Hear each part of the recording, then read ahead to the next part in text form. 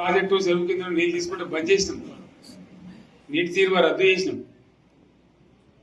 అట్లా ఎన్నో సదుపాయాలు చేసుకున్నాం. రైతులు బాగా జరుగుతుండే. అప్పుడప్పుడు ఏమవుతుంది, కొన్ని దుష్ట దినాలు వస్తాయి, చెడు గడియలు వస్తాయి.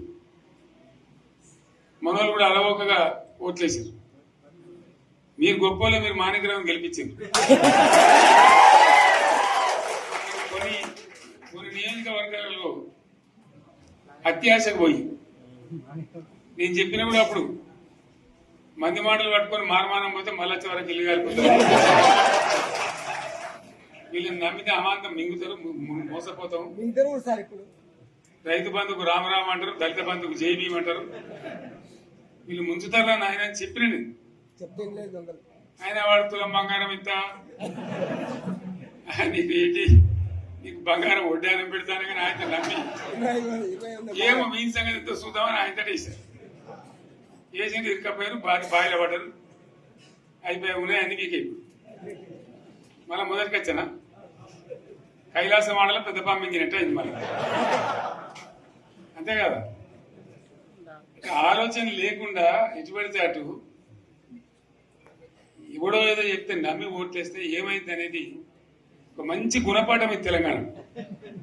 గ్యారంటీగా మంచిగా సంసారం జరుగుతుంది. జర తువ్వకచ్చినాం, రైతులు ఇంత ముఖం తెలివైతుంది, ఇంత బాకీలు కట్టుకుంటుండ్రి. ఎంతో మంది పాపం సిటీలు వేసుకుంటారు, ఏదో వేసుకుంటారు. రైతు బంధు పైసలు పడితే ఎంత సంతోషం ఉంటుండే. ఆయన మీద గంగలు గడిచిపోయింది. ఇప్పుడు వాడు ఇతడో ఏడో భగవంతుని కనుక ఇచ్చినా కూడా మోసం. ఏదో మళ్ళీ ఎలక్షన్ కోసం దానికోసం చేస్తారు తప్ప కడుపు నిండా ప్రేమ ఇచ్చేది ఇట్లే ఉంటుందా? సర్పంచ్ ఎలక్షన్ పెట్టింది సార్. మనం ఉన్నప్పుడు కరోనా వచ్చింది. కరోనా వస్తే కూడా నేను రైతు బంధు ఆపలే. కరోనా వచ్చి రాష్ట్రానికి రూపాయి ఆదాయం రాకపోయినా 4-5 మంచి స్కీములు తెచ్చి వాళ్ళకి కాపాడుకున్నాం. గౌరవంగా బతికింది రైతులు. బీమా వచ్చినండి, రైతు బీమా పెడితే ఎంతమందికి సాయం జరిగింది. గుంట భూములను కూడా మంచిగా సాయం జరిగింది. చిన్న రైతు కూడా సాయం జరిగింది. అట్లా అందరికి మనం గొర్రెల కాపలకు గొర్రెలు వేయడం కానీ, చేప పిల్లలు కానీ, అనేక రకాల అన్ని వర్గాల ప్రజలను ఎట్లా ఆదుకోవాలని అట్లా ఆదుకున్నాం. మా తెలంగాణ కదా మేము తెచ్చుకున్నాం కష్టపడి. మా వాళ్ళందరూ పైకి రావాలి.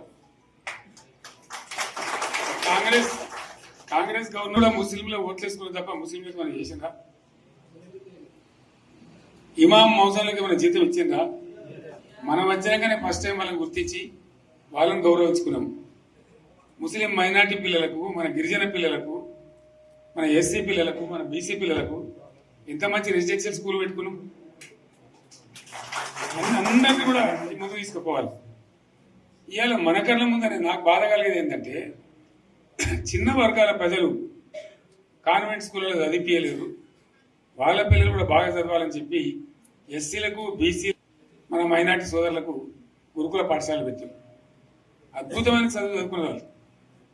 ఇవాళ మొత్తం రోజు బడి పిల్లలు విషాహారము, కడుపు నొచ్చుడు, బాధపడు, పురుగులు అన్నం పెట్టుడు. పిల్లలు వెళ్ళిపోతున్నారు, ఆ స్కూళ్ళ నుంచి ఇళ్ళకి వెళ్ళిపోతున్నారు. తల్లిదండ్రులు కూడా భయపడి తీసుకుపోతున్నారు. ఏం ఘోరం ఇది నాకు అర్థం కాదు. మళ్ళీ ఇది చేసిన కూడా ఇప్పుడు మళ్ళీ అదే కాంగ్రెస్ పార్టీ. అంతేనా? మళ్ళా పాత కాంగ్రెస్ మోపోయింది, మళ్ళా కరెంట్ కోతలు మోపోయినాయి.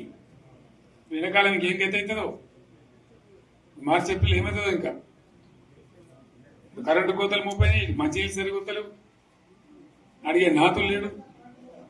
ఎవడన్నా గట్టిగా నిలదీసినట్టు వారికి పోలీసు స్టేషన్లో పట్టేయడం. ఇదేనా రాజ్యం? ఇట్లా ఉంటుందా రాజ్యం? ఎందుకు వచ్చింది ఈ పరిస్థితి చెప్తా. నాకు తెలిసి నాకేం గుర్తులేదు. నేనేమంటున్నా అంటే, ఇట్లా అనేక పనులు చేసుకున్నాం మనం. గోదావరి నుంచి నీళ్ళు తెచ్చుకున్నాం, నీళ్ళు తెచ్చుకొని మంచినీళ్ళ తర్వాత సాగునీళ్ళు ఎంపడబడ్డాయి. మెదక్లో యువతల ప్రాంతం అంతా కొంత అందినాయి నీళ్ళు, పాత మెదక్ జిల్లాలో. నీటికి మిగిలిపోయినాయి మన 2 తాలూకాలు, నారాయణఖేడ్, జైరాబాద్. వాళ్ళకి నీళ్ళు రావాలి. ఎట్లా రావాలి గోదావరి నీళ్లు? సింగూరు ఓ టైంలో నిండుతుంది, ఓ టైంలో నిండదు. మరి నిండినప్పుడు ఎట్లా గోదావరి నీళ్ళు comptroller and auditor general of India అని కాగ్ అంటారు దాన్ని. CAG report. పోయిన సంవత్సరం మన గవర్నమెంట్ లో వచ్చిన ఆదాయం కంటే 13,000 కోట్ల రూపాయల ఆదాయం తగ్గిపోయింది. ఇంకా మార్చి పోయే వరకల్లా ఇంకో 3-4 కోట్లు అవుతుంది. అంటే 15,000 కోట్ల ఆదాయం పోతుంది. మన గవర్నమెంట్ ఉన్నప్పుడు ప్రతి ఏడాది 15,000 కోట్లు పెంచుకుంటూ పోయినాయి. ఏడాది 10 నుంచి 15,000 కోట్ల ఆదాయం పెరిగేది మన టైంలో. అంత జాగ్రత్తగా మనం వ్యవహారం చేస్తాం. ఇలా ఉల్టా 15,000 కోట్లు పడిపోయింది. ఇంకా వాడేమి ఇస్తాడు? ఇంకా ఇస్తారా? ఇంకో 4-5 నెలలైతే జీతాలనే కష్టమైతే ఉంటుంది. అందరు పెండింగ్ పెట్టి రిటైర్ అయిన దొరుకుతారు పైసలు మీకు దొరుకుతారు కదా పేపర్లలో.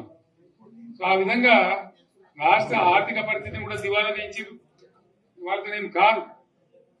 100కు 100% ఇప్పటికే ప్రజలు నిర్ణయానికి వచ్చిండ్రు. డెఫినెట్ గా రాబోయే గవర్నమెంట్ మనదే అని అనుమానం కూడా అవసరం లేదు. తెలంగాణ మాజీ ముఖ్యమంత్రి తెలంగాణ దొర కేసీఆర్ ఈరోజు చేసిన వ్యాఖ్యలు ఎంత ఆశ్చర్యప్రదం అంటే, గత సంవత్సరం నుంచి బయటకు రాని కేసీఆర్ ఈరోజు హరీష్ రావుని, కేటీఆర్ని, కవితని నమ్మక మళ్ళీ తన వంతుగా ఏదో వచ్చి ఒక ప్రెస్ మీట్ పెట్టినట్టు ఏదో కంటెంట్ బయటకి ఇచ్చి ఏదో చేస్తా అంటూ ఉన్నాడు. మనం ఏమంటున్నామంటే, నిజమైన తెలంగాణ పైన నీకు ప్రేమ ఉంటే అధికారం పోయిన తర్వాత ఈరోజు వరకు ఎందుకు రాలే బయటకి? అదే రకంగా ఈరోజు రేవంత్ రెడ్డి భయపడుతుండ్రు, కాంగ్రెస్ వాళ్ళు భయపడుతుర్రు అనేది చాలా పిరికిపాద చర్య. కాంగ్రెస్ వాళ్ళు భయపడి ఉంటే, కాంగ్రెస్ కార్యకర్తలు భయపడి ఉంటే ఆ రోజు ఆ 10 సంవత్సరాలు అధికారం ఉన్నప్పటికి కూడా కాంగ్రెస్ కార్యకర్తలతో కలిసికట్టుగా ఉండి నిన్ను ఓడించి ఫామ్ హౌస్ పంపించారు. అది మర్చిపోవద్దు కేసీఆర్. అదే రకంగా కేసీఆర్ గారు అనే వాళ్ళము ఈరోజు కేసీఆర్ అనే పరిస్థితి తీసుకున్నాం. ఎందుకంటే ప్రతిపక్షంగా ఉండి ఒక్కరోజు కూడా అసెంబ్లీకి రాలే. అంటే నీకు చిత్తశుద్ధి ఉందా ఈ తెలంగాణ ప్రజలపైన? రేవంత్ రెడ్డి 100 సార్లు చెప్పిండు. ఏమని చెప్పిండు? నీ ఎక్స్పీరియన్స్ అంతా మాకు చూపెట్టయ్యా, నువ్వు రా, కలిసి పని చేద్దామని చెప్పిండు. విన్నావా? వినలే. ఏమనంటే ఇప్పుడు ఏమంటున్నావు? నేను ఇస్తే గట్టిగా ఉంటుంది అంటావు. మాకు అర్థమైంది. నువ్వు ఎప్పుడు గట్టిగా ఇస్తావు, ఎప్పుడు మెల్లగిస్తావు అన్ని చూసే ఇక్కడ దాకా వచ్చినాం. ఏ కార్యకర్త కానీ ఎవరు కానీ నీకు భయపడేది లేదు. మేమందరం అదే కోరుకుంటున్నాం. రా, బయటకు రా, వచ్చి ప్రజల్లో తెలుసుకుందాం, మాట్లాడు, అసెంబ్లీకి రా, ప్రజలకు రా, సభ పెడతా అంటున్నావు కదా, సభ పెట్టు. అప్పుడు నీకు అర్థమవుతుంది నిజమైన తెలంగాణ వాది ఎవరు, తెలంగాణ దోసుకున్నది ఎవరు, తెలంగాణ కోసం ప్రతితపిస్తున్నది ఎవరు. ఈరోజు తెలంగాణలో ప్రతి ఊర్లో పండగ లాంటి వాతావరణం ఉంది. కానీ ఆ పండగ లాంటి వాతావరణాన్ని అచ్ఛిన్నం చేస్తుంది ఎవరు? మీరేమన్నారు? ఈరోజు నువ్వు కానీ నీ కొడుకు కానీ హరీష్ రావు గారు మాట్లాడుతూ ఉన్నారు ఆత్మహత్యల మీద, రైతుల మీద. కానీ మీరు గమనించారా? కల్లాల మీద రైతులు చచ్చిపోయినప్పుడు మీరు ఎక్కడున్నారు? నీ కవిత ఎక్కడుంది? వీళ్ళందరూ ఇక్కడ లేకుండా ఈరోజు ఏదో తానా అంటే తందాన అన్నట్టుగా ముగ్గురు మీకు పడక అదంతా ప్రజల మీద రుద్దుతూ ఉన్నారు. మేమేమంటున్నామంటే, ఏ కార్యకర్త కూడా, కాంగ్రెస్ కార్యకర్త కూడా అదిరే పడద్దు. ఇలా బయటకు రావాలి. వస్తేనే ఇలా బండారం బయటపడుతుంది. ఇంకా ముందు చూద్దాం, వేచి ఉందాం.